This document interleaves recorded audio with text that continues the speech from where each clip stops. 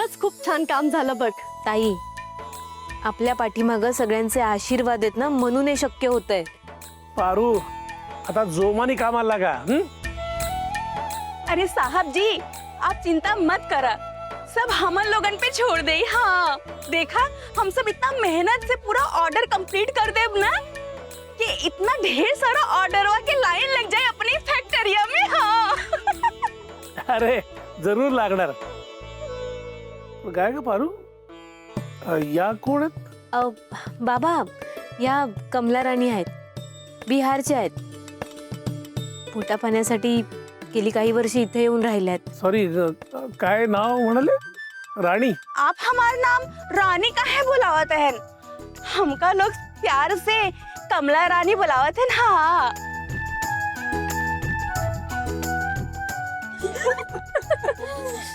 पारू,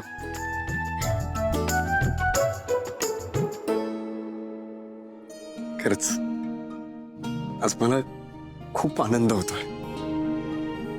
म्हणजे हे सगळं तुझ्या जिद्दीशिवाय अशक्य होतं. तुझी स्वप्न बघितलीस त्यामुळेच आज पारू टिफिन सर्व्हिसेस सुरू झाल्या. I am proud of you. Paru, हे घे. हे काय? हे पत्र मला आधीच द्यायला होतं, पण मी विसरले. कसलं पत्र आहे? तुम्ही घर सोडून इकडे आलात ना, तेव्हा आलं होतं. महत्वाचं पत्र होतं म्हणून मी ठेवून घेतलं, पण ह्या सगळ्या गडबडीत माझं द्यायचं राहूनच गेलं. हरकत नाही, तुम्ही इकडे द्या, मी बघते.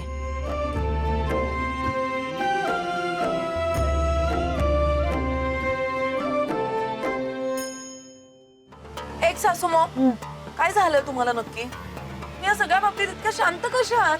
तुम्ही का थांबवलं नाहीत एक सासरे डॅडला तिकडे जाण्यापासून? का जाऊन दिलात तुम्ही त्यांना? आणि मला एक गोष्ट मुळात पटलीच नाहीये, तुम्ही त्या पारूला त्या ठिकाणी बिझनेस करण्याची परवानगीच का दिलीत? मला माहितीये ती आता एकदम झाडावर चढून बसेल. तुम्ही नको द्यायला होती तिला परमिशन. अच्छा, आता तू मला सांगणार मी काय करायचं काय नाही करायचं ते. बरं ठीक आहे, मग ह्याच्याऐवजी मी काय करायला हवं होतं? श्रीकांतला घरात बांधून ठेवायला हवं होतं का? आणि तसंही पारूचा आणि माझा काही फार संबंध येत नाही. जर तिला तिचा बिझनेस करायचा असेल त्या गोडाऊन मध्ये, तर मला काय प्रॉब्लेम असणार आहे?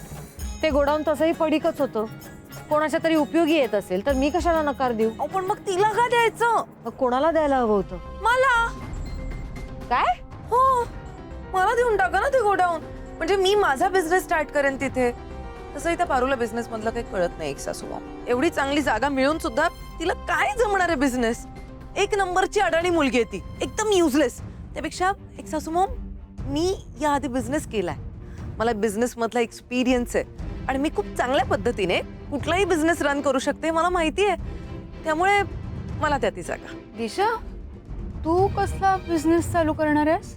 मी पण पारू सारखा टिफिन सर्व्हिसच सुरू करणार. दिशा, राहू दे ना, कशाला त्या पारूच्या नादी लागतेस? उगाच तोंडावर पडशील.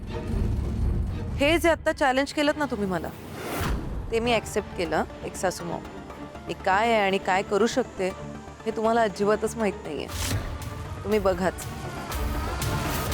मी तिचा तो बिझनेस नक्कीच बंद पाडून दाखव. ठीक आहे दिशा, तू पारूचा बिझनेस बंद करून दाखव, बघू काय करतेस ते.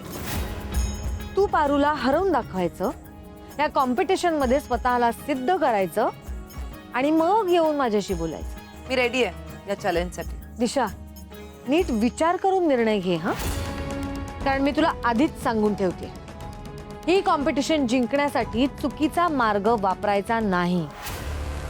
चुकीच्या मार्गाने पारूच्या बिझनेस मध्ये अडथळे आणायचे नाहीत. अतिशय प्रामाणिकपणे बिझनेस सारखा बिझनेस करायचा. तुझे डावपेच इकडे चालणार नाहीत, नाहीतर मी तुला घरातून हकलून देईन, आधीच सांगून ठेवते. एक सासूमा, मी कधी कुठले डावपेच अटी मान्य आहेत मला. All the best. Thank you.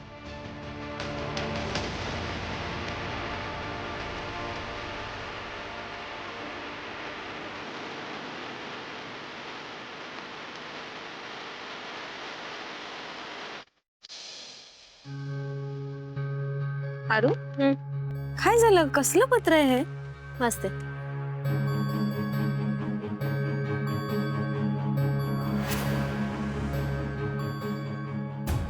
Paru, अगं काय झालं? काय लिहिलंय त्यात?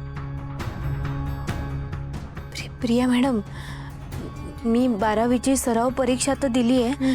आता प्रॅक्टिकल परीक्षेसाठी मला नागपूरला जावं लागणार आहे, ते बी आजच. अरे वा, छान आहे की मग. छान आहे, पण हे बघा, ही परीक्षा उद्या न परवा असणार आहे. फार फार तर मी परवा रात्री परत येऊ शकेन. पण मग तोपर्यंत आपल्या ऑर्डरचं काय करायचं? त्यांच्याकडनं ॲडव्हान्स घेतले, त्यांना वचन दिले. मला टेन्शन आलंय, कसं काय मी पूर्ण करणार आहे ऑर्डर?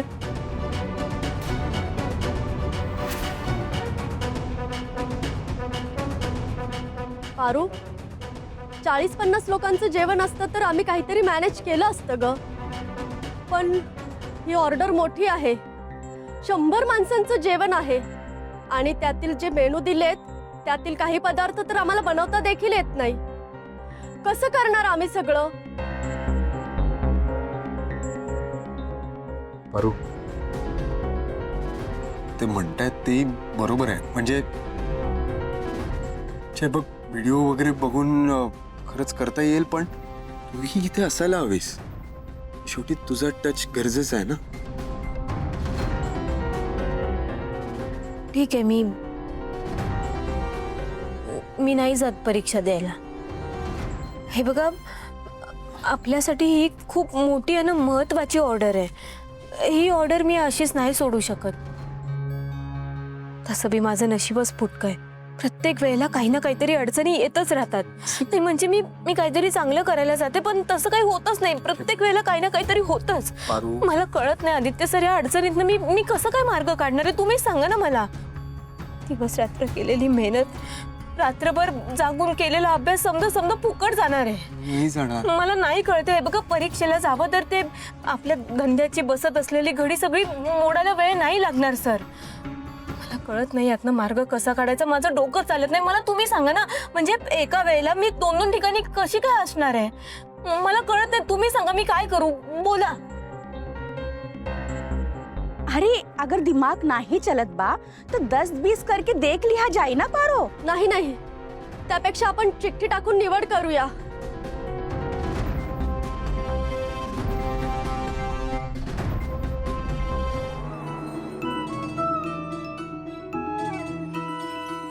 मी शिक्षण घ्यावं हे आदित्य सरांचं स्वप्न आहे. हो, आणि बिझनेस मोठा करावा हे माझं स्वप्न आहे. पण आता मला या दोघांपैकी एकाची निवड करावी लागेल. बरोबर. मी नाही मागं हटणार. मला आदित्य सरांचं स्वप्न पूर्ण करायचं आहे.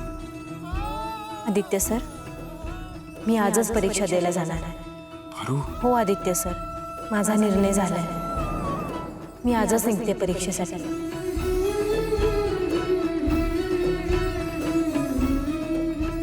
तुम्ही एक काम करा, तुम्ही उद्या जा ना, त्यांचा हा ॲडव्हान्स त्यांना रिटर्न करा. त्यांना ऑर्डर कॅन्सल झाल्याचं त्यांना सांगा. त्यांना आपली अडचण नीट समजावून सांगा प्लीज.